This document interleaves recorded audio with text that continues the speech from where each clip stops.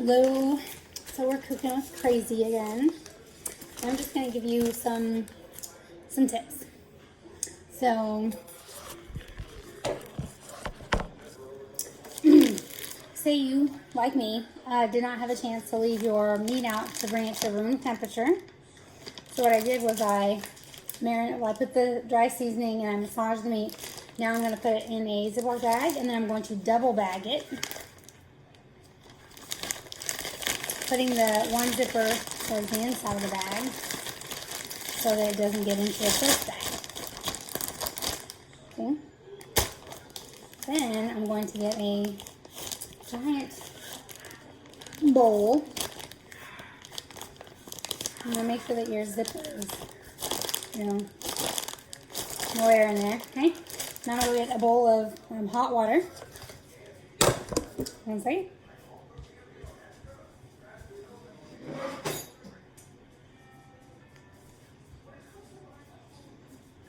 So a big bowl of hot water. Not really scalding hot, just enough to help bring the meat back down to room temperature so that it won't overflow the bowl. So that when I cook it, it's not tough. It's nice and tender and it has a good flavor, because when you cook meat that's cold, it does just that. It gets tough and it does take away from the flavor of the meat. Because when it's cold, the meat is frigid, and so the seasoning and the marinade, it's not seeping into the meat nicely the way we want it to. So now that is sitting, we're going to move on to some of the other sides. Okay, so now I'm going to teach you another trick. So this is my Instapot rice cooker. So if you don't have a lot of time to make your traditional Mexican rice, like tonight, I don't have time for that. So what I did was I put all the ingredients that I would for my Mexican rice in my Instacooker. And then I added a can of the, the spicy tomatoes that you find in the aisle with the Mexican ingredients. And I also put some chicken that I had previously prepared, shredded, and some onion in with the rice. Because my Instapot, it's going to cook it to perfection. Now, if you really want to cheat, you could always just go buy the box of Mexican rice that has all the seasoning and everything inside of it, and then just put it in the Instapot and follow the directions on the box. With the exception of not using a saucepan, you're just using the Instant Pot.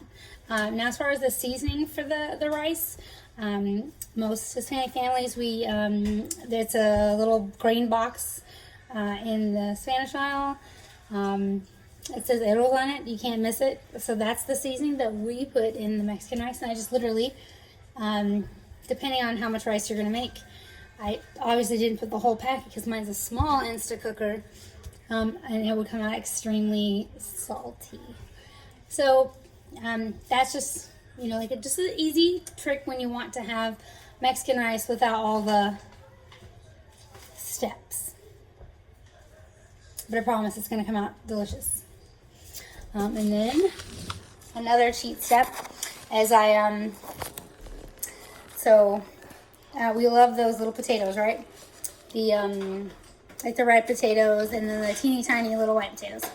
So if you have a microwave safe container, you can put the potatoes with no lid into the microwave. And if you have one that is like the heat sensor cooking, do that for 5 minutes.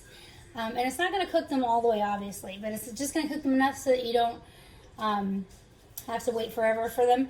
Because the problem with boiling your potatoes is that so much of the flavor and the nutrients in the potato is actually in the skin. And when you boil potatoes, the flavor and the nutrients and the vitamins are almost completely obliterated. So that's what I did. See, and then I add my seasoning, and I add butter and some olive oil, and then I'm not going to start them now, otherwise they'll be done before the meat, and we don't want that to do. So now that they are prepped, because they are partially cooked, I'm going to set them to the side until the meat is nearly done, and then I will finish sauteing them. And literally, after this, it takes like 2.5 minutes. On my stove, it's like a 3. So it's pretty quick.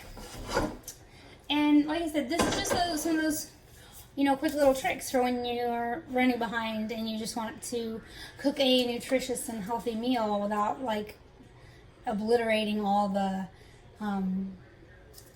flavor and nutrients out of them. So the meat is going to stay in the bowl of warm to mildly hot water for about 10 minutes, and that will bring it down to room temperature so that I can saute it in the pan. And I usually saute it on each side for about 3.5 to 4 minutes. And then because these are thick pieces of meat, then I'll broil them in the oven for maybe 5 minutes. And then they'll be done, and I'll serve everything together. Like I said, it's just, one of those things where you had a long day and you didn't get everything done. Although I will say this morning, I got my exercise out of the way. I got the kids up. We did the virtual school. Well, at least the beginning of it anyway. As moms, we're always juggling everything. And I'm working on a survival pack for moms right now. For like those 10 to 15 minutes when you're like finding that spot where they can't find you, so that you can enjoy those, just the little things that moms enjoy away from the family.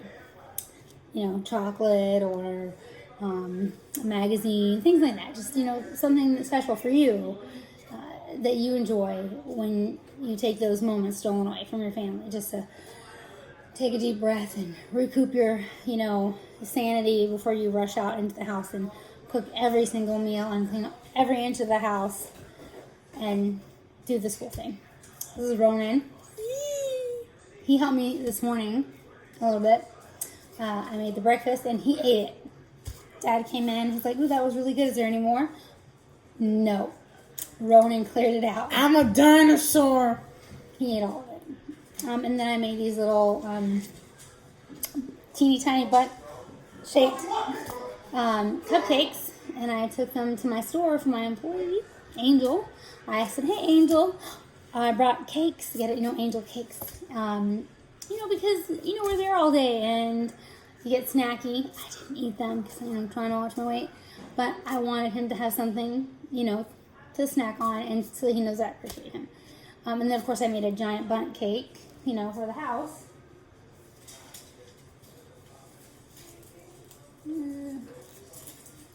Because, Colin's not big on the icing, Braden's not big on the icing. It's cheesecake flavored and lemon. So, busy day. So, of course, I get home and I'm exhausted, and I forgot to lay the meat out, so that's what we're doing. Like I said, we're bringing it to room temperature quickly so that we can cook it up, and everything else is pretty much done. And there, that was my quick tips on how to make a healthy and nutritious meal with some shortcuts.